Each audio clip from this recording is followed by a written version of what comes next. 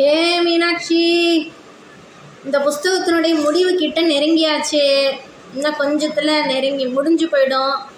கங்கை நதியில் ஸ்நானம் செய்தேன்னு சொல்கிறது பெருசு இல்லை, அந்த ஸ்நானத்தால் ஞானம் கிடைத்ததுங்கிறது தானே பெருசு. அப்படி கிடைக்கும் ஞானம் நிச்சயமாக கங்காமாவுடைய அருள் மூலமாக தானே தவிர தானே தன் முயற்சியில் அடைந்ததுன்னு எப்படி சொல்ல முடியும்? எல்லாத்துக்கும் உன்னுடைய அருள் வேணும். கங்காதேவி ஸ்வரூபமும் நீதானே மீனாட்சி. சமர்ப்பணம் செய்வது அப்படிங்கிறது ஒரு காரியம், செயல் செய்கிறது மாதிரி அல்ல. இப்படி சமர்ப்பணம் பண்ணிட்டேன் அப்படிங்கிறது ஏதோ ஒரு காரியம் செய்கிற மாதிரி, ஒரு செயல் செய்கிற மாதிரி இல்லை. அது ஹிருதயத்தின் நிலைப்பாடு. அதை அடைய எல்லாவித வைராக்கியம், சங்கல்பம், லட்சியம், குறிக்கோளை தியாகம் செய்து தன்னை, தன் மனதை, ஞானத்தை, இச்சைகளை, விருப்பங்களை, எண்ணங்களை, இதர சகலத்தையும் அர்ப்பணிக்கிறதே பக்தி. அதை யார்கிட்ட காட்டணுமோ அங்கே சமர்ப்பணமும் நடக்கிறது.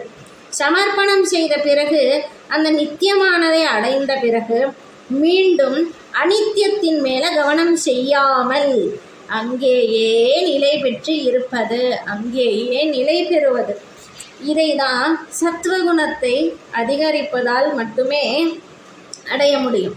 இந்த இப்போ சொன்னேனே, இதெல்லாம் எப்படி அடையிறது, அதில் ஏன் நிலை பெற்று இருக்கிறது, எப்படி அடையிறது அப்படின்னா சத்வகுணத்தை அதிகரிப்பதால் தான் அடைய முடியும். அதை பெருக்கும் வழிகள் உணவு, சிந்தனை, செயல்கள், வார்த்தைகள், அதாவது மனம், வாக்கு, செயல் அப்படின்னு நம்ம சொல்கிறது இல்லையா, இதன் மூலம் அடையணும். சத்வகுணத்தை வச்சு சம்பூரண சம்பத்து அடையணும். காரணம் இல்லாமல் சுயநல எண்ணத்தால் இன்னொருத்தரை இம்சிப்பது அதர்மம். அஹிம்சையே பரம தர்மம். அந்த தர்மத்தோடு சத்தியம், குரோதமில்லாத செயல், தியாகம், மனதின் அமைதி, நிந்திக்காமல் இருப்பது, தயை, பாவம், சுகத்தை நோக்கி ஈர்க்கப்படாமல் இருக்கிறது, காரணம் இல்லாமல் காரியம் செய்யாமல் இருக்கிறது, தேஜஸ், மன்னிப்பு, தைரியம், சரீரத்தின் பரிசுத்தம், தர்மத்துக்கு துரோகம் செய்யாமல் இருக்கிறது, ஆணவத்தை விடுறது. இந்த குணங்களை தான் சத்துவகுண சம்பத்துன்னு சொல்கிறது. ஹிருதயத்தை கொண்டு ஆராயணும், புத்தியை கொண்டு அன்பு செலுத்தணும். இது அதர்மத்துக்கு துணையாக இழுத்துட்டு போகும். எப்படி? ஹிருதயத்தை கொண்டு ஆராயணும், புத்தியை கொண்டு அன்பு செலுத்தணும். இது அதர்மத்துக்கு துணையாக இழுத்துட்டு போகும்.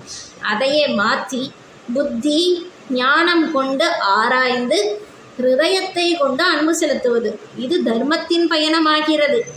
எவ்வளவு எவ்வளவு பெரிய விஷயங்களை காட்டி கொடுத்துருக்கிய மீனாட்சி, சொல்லி கொடுத்துருக்கிய மீனாட்சி. இதையெல்லாம் கசடு இல்லாமல் கற்றுண்டு கற்க, கசடற கற்க. அது மட்டும் இல்லாமல் கற்றுக்க வேண்டியதையெல்லாம் கற்றுண்டு கற்றவை கற்ற பின் அதை அதே மாதிரி ஃபாலோ பண்ணணுமே. நிற்க அதற்கு தக.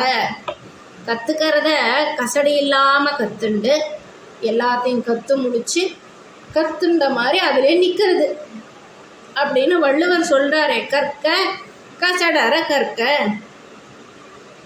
கற்றவை கற்ற பின் நிற்க அதற்கு தக அப்படின்னு வள்ளுவர் சொன்ன மாதிரி நீ எடுத்த கிளாஸில் நான் பாஸ் ஆவது அவேனா இல்லையான்னு நீ தான் மீனாட்சி சொல்லணும்.